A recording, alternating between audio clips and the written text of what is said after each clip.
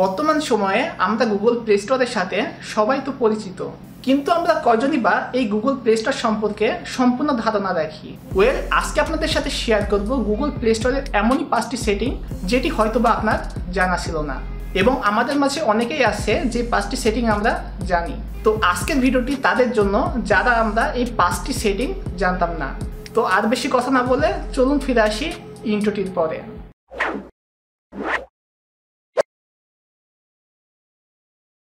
Welcome back. আমাদের Google play স্টোরের প্রথম সেটিংটি হচ্ছে উইশ লিস্ট। আমরা বিভিন্ন সময় গুগল প্লে স্টোরে যাওয়ার পরে আমাদের প্রয়োজনীয় অ্যাপস দেখতে পাই, কিন্তু আমরা ব্যস্ততার কারণে অথবা আমাদের ফোনে এমবি না থাকার কারণে সেই অ্যাপটি আমরা সেই মুহূর্তে ফোনে ইনস্টল করতে পারি না। কিন্তু পরবর্তী সময়ে যখন আমরা গুগল প্লে স্টোরের ভিতরে ঢুকি, কিন্তু আমরা সেই অ্যাপসটি আর দেখতে পাই না। তো পরবর্তী সময়ে আপনার অ্যাপসটি আপনি ফোনে কি করে খুঁজে পাবেন? তো উইশ লিস্টে আমাদের পছন্দের অ্যাপসটি রাখার জন্য প্রথমত আমাদের ফোনের নেট কানেকশনটি অন করে নিন, তারপরে চলে যান গুগল প্লে স্টোরে। গুগল প্লে স্টোরে আসার পরে আপনি যে অ্যাপসটি উইশ লিস্টে রাখতে চাচ্ছেন সেই অ্যাপসটির উপরে চাপ দিয়ে ধরে রাখুন এইভাবে, এবং দেখতে পাচ্ছেন এখানে চলে এসেছে notification add to wish list. এখানে ক্লিক করবেন। আমাদের অ্যাপসটি কিন্তু উইশ লিস্টে অ্যাড হয়ে গেল।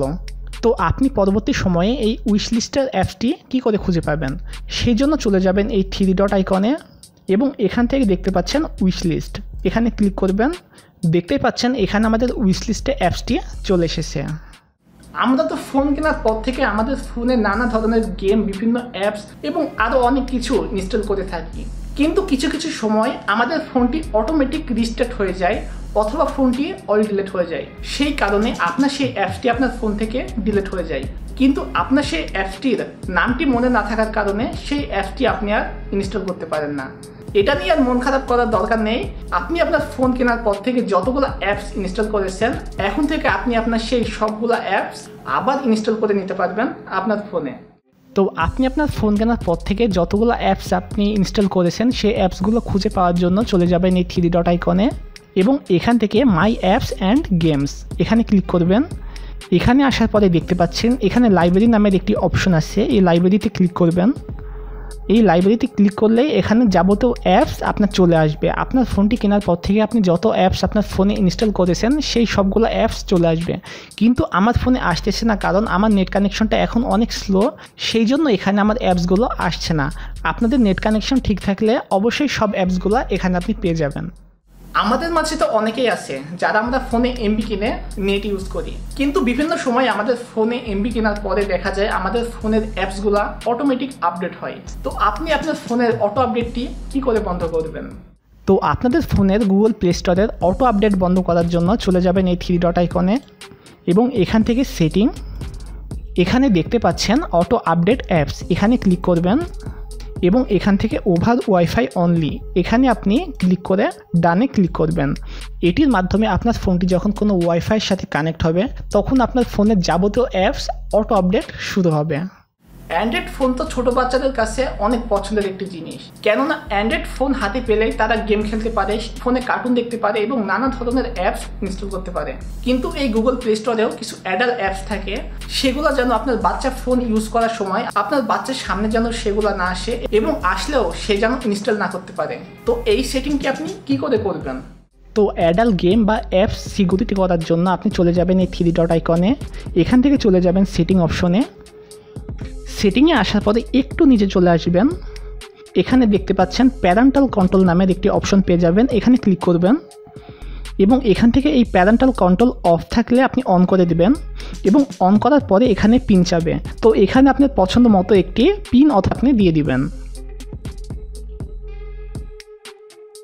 আমি 4 সংখ্যার একটি পিন দিয়ে দিলাম, দিয়ে এখানে ওকেতে ক্লিক করব, এবং পিনটি আবারও রিপিট করে দিতে হবে, আবার ওকে। দেখতে পাচ্ছেন আমাদের কাজটি হয়ে গেছে। তো এখন থেকে আপনার ফোনের কোনো অ্যাডাল্ট গেম বা অ্যাপস কোনো কিছু আসলে সেটি ইনস্টল করার সময় আপনার বাচ্চার কাছে সেই পিনটি চাবে, এবং সেই পিনটি না দিতে পারলে সেটি আপনি ফোনে আর ইনস্টল করতে পারবে না। তো এই গুগল প্লে স্টোরের 5 নম্বর সেটিংটি খুব গুরুত্বপূর্ণ সেটিং, কেননা এই সেটিংটি জানা না থাকলে আমাদের ফোনের বিভিন্ন তথ্য অন্য কেউ হয়তো জেনে ফেলতে পারে, অথবা আপনি ফোনটি হ্যাকও হতে পারে বিভিন্ন অ্যাপসের মাধ্যমে। 5 নম্বর সেটিংটির নাম হচ্ছে প্লে প্রোটেক্ট। তো আপনার ফোনের প্লে প্রোটেক্টটি কিভাবে অন করবেন?